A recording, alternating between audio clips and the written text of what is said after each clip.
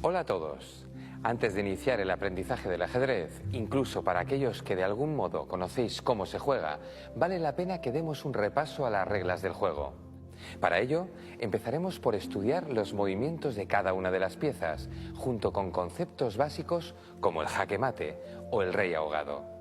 También aprenderemos el modo de anotar las jugadas y, por último, revisaremos las principales normas bajo las que se desarrolla una partida de ajedrez.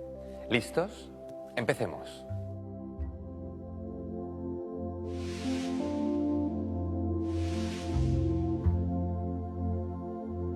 La partida de ajedrez se disputa entre dos jugadores que mueven sus piezas por turnos sobre un tablero. Así que vamos a conocer en primer lugar estos dos elementos, el tablero y las piezas. El tablero de ajedrez es una superficie cuadrada, dividida en 64 cuadros o casillas, que se distribuyen de forma alternativa en casillas blancas y negras. Observad bien el tablero. Las líneas horizontales, llamadas filas, van numeradas del 1 al 8, mientras que las líneas verticales, llamadas columnas, se designan con letras, de la A a la H. De ese modo, podemos identificar cada casilla por el nombre de la fila y columna en que se encuentra.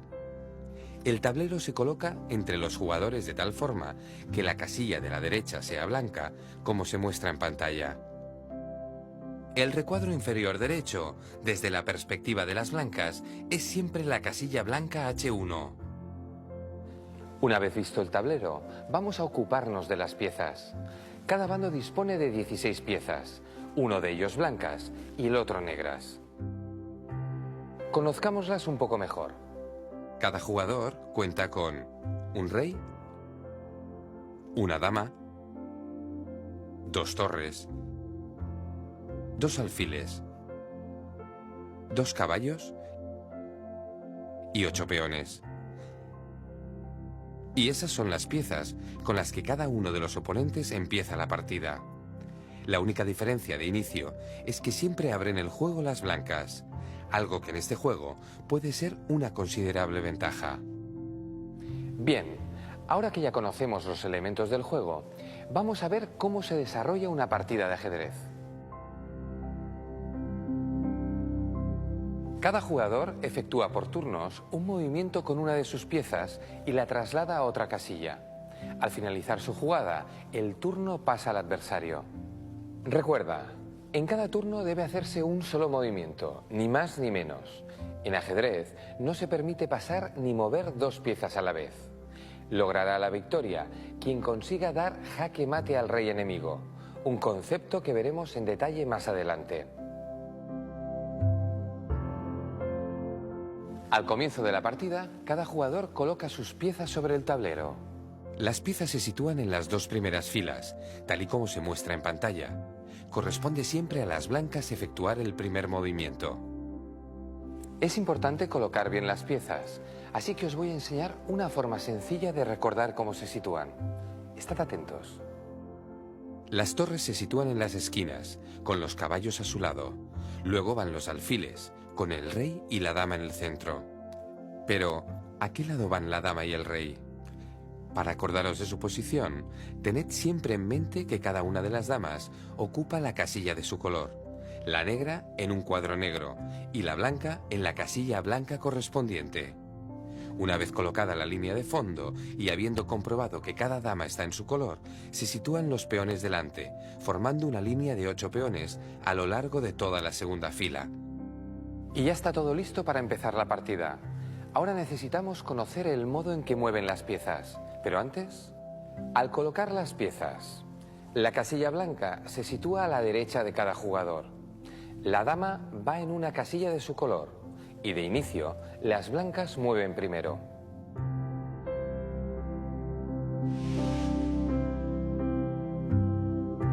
Ya hemos dicho que en cada jugada se mueve una sola pieza, salvo en el enroque, caso especial que explicaremos luego. Salvando esa excepción, veamos a continuación el movimiento de cada una de las piezas. Empezaremos con la torre, la figura cuyo movimiento es más simple, para seguir con otras de mayor complejidad. La torre puede moverse en horizontal o verticalmente, y cualquier número de casillas, siempre que su trayectoria no se encuentre obstaculizada por otra pieza. ¿Y qué sucede cuando alguna pieza se interpone en el camino de la torre? Pues que impide su movimiento, ya que la torre no puede saltar. Prestad atención. Al encontrar otras piezas en su trayectoria, la torre blanca dispone de menos jugadas. No puede situarse en F4, pues no está permitido colocar dos piezas en la misma casilla. De igual forma, no puede jugar a G4 o H4, pues le estorba el alfil, y por culpa del caballo, tampoco puede ir a D8. Pero sí que puede ocupar la casilla D7, ya que en ella se encuentra una pieza enemiga. Pero eso ya no es un simple movimiento, sino un tipo de jugada que conoceremos como captura. Es el momento de aprender cómo se capturan las piezas enemigas. No perdáis detalle. La torre captura el caballo, lo retira del tablero y como parte de la misma jugada ocupa su lugar y finaliza el turno de juego. El caballo, una vez capturado y retirado del espacio de juego, no podrá volver a intervenir en la partida. Veamos ahora los movimientos del alfil, una pieza de largo alcance como la torre, aunque a diferencia de esta, el movimiento del alfil es exclusivamente en diagonal. Veámoslo. El alfil puede desplazarse en diagonal cualquier distancia. Debido al tipo de movimiento que realiza, siempre ocupa casillas del mismo color. El alfil que vemos en D4, por ejemplo, será el alfil de casillas negras, pues juega exclusivamente por las casillas de ese color. Como en el caso de la torre, el alfil no puede saltar por encima de otras piezas, y su modo de capturar coincide con su trayectoria en diagonal. Observad.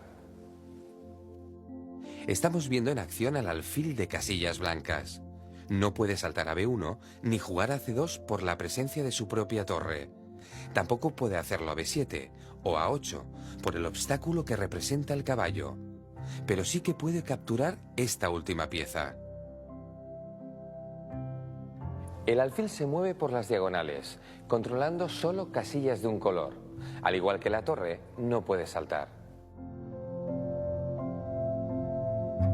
Con la dama completamos la presentación del grupo de piezas de largo alcance.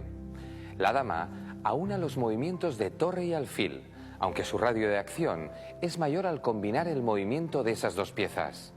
Para dejarlo claro, la dama puede desplazarse recorriendo por completo las líneas diagonales, horizontales y verticales. El tablero muestra los posibles movimientos de la dama blanca. Filas, columnas y diagonales son rutas válidas para esta poderosa pieza. Los obstáculos, sin embargo, limitan su actividad, como veremos. Una vez más, recurrimos al tablero de análisis para comprobar la interacción de la dama con el resto de las piezas. Comprobaréis que, al igual que las otras unidades de ataque a distancia, la dama tampoco puede saltar sobre otras piezas. Las piezas que interrumpen su trayectoria limitan los movimientos de la dama blanca, que no tiene acceso a las casillas marcadas en rojo, pero puede capturar el caballo o el alfil de las negras. Sin embargo, la torre negra de D8 no puede ser capturada, pues el alfil de D7 limita la acción de la dama enemiga. Recuerda, dama, torre y alfil pueden actuar a larga distancia, aunque su trayectoria puede ser bloqueada por otras piezas. A continuación estudiaremos el movimiento de las piezas de corto alcance. Como podréis comprobar enseguida, son todas bastante peculiares. El movimiento del caballo parece algo complicado, pero se tarda poco en dominarlo. Fijaos atentamente. El caballo se mueve a cualquier casilla que se encuentre a 2 casillas de distancia de la propia, con la condición de que sea de distinto color. Observad que su movimiento forma una especie de L, como si diera 2 pasos en línea recta y uno al lado.